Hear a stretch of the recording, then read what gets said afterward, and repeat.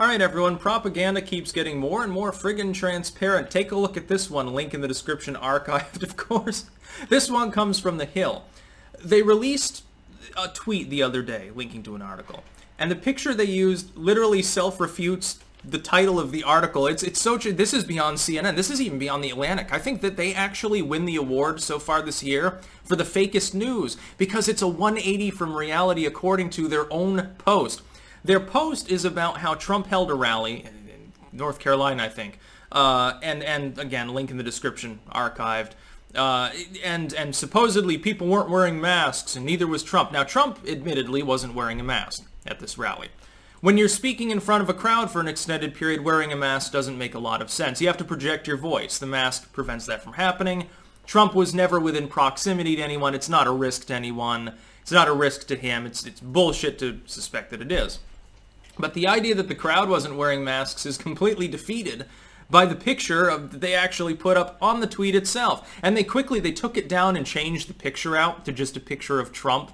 There's a reason for that, because at least 80% of the people in that crowd had masks on, most of which are MAGA masks.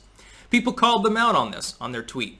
They got ratioed heavily. By the way, Twitter now goes to great lengths to try to prevent people from knowing which tweets have been ratioed by trying to hide the number of comments on there, by extending out so as quote tweet and then like number of, I can't remember, but a number of likes, but it doesn't show number of comments. You have to expand it out or go to a sort of a different page. They do that because they don't want you to realize that 90% of the time, the lamestream media, when they put out dumb shit, people realize it, they criticize it, they ratio it, and the fact that it's been ratioed shows you that it's bullshit usually.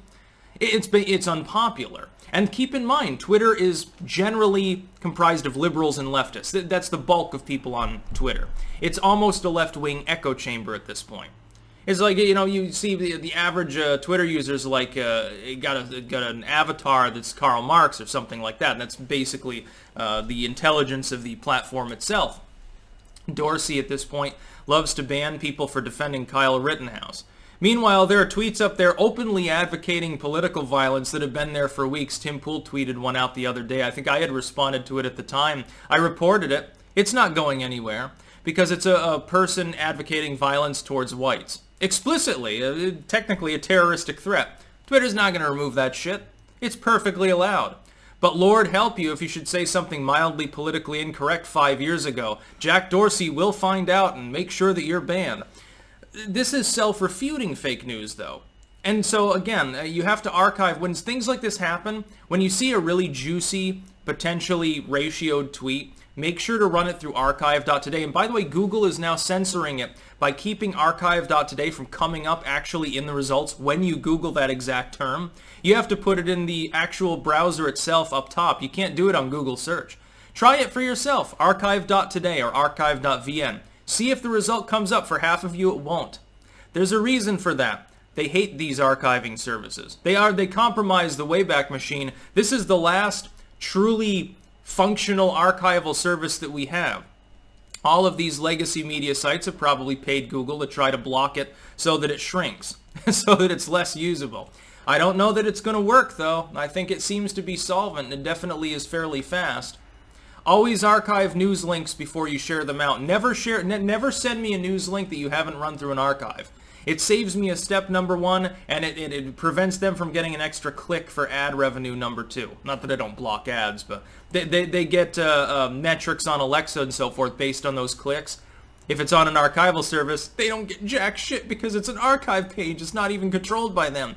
I love it because whenever this happens, they get ratioed and then eventually they delete the tweet.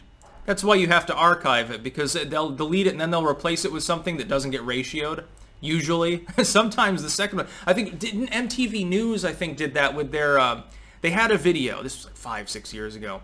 And I remember I responded to it and you know, blew past them in terms of subscribers weeks thereafter. It was funny because people thought I was dressing like Razorfist, but I actually didn't know about him at the time and just happened to be in exactly the same style, which is a testament to his coolness, by the way. You should subscribe him to cross-platform.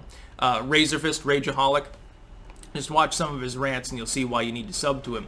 But MTV was like rambling about white males, I think, and they got massively, you know, disliked on YouTube. They took the video down, re-uploaded it as though to make the situation better. They got pounded again. It's not like it helped anything. The Hill, they'll do the same thing. These legacy media outlets do it all the time. There's a reason why their revenue is drying up. There's a reason why they're attacking archival services too.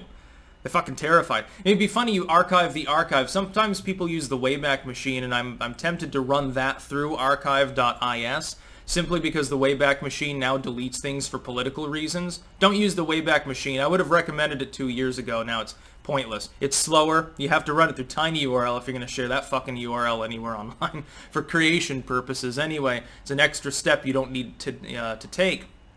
Well, to take a look at this. Trump didn't wear a mask, neither did any of his crowd. Well, 85% of them were wearing masks. What are you talking about? That's more than wear it at a BLM rally. That's more than wear it at the Antifa gathering. That's more than are wearing it basically anywhere. Hell, they look downright conformist wearing their cuck masks, actually. But they did have them on, so the tweet is objectively and observably, in this case, thankfully, wrong. It's propaganda. That's about all. Peace out.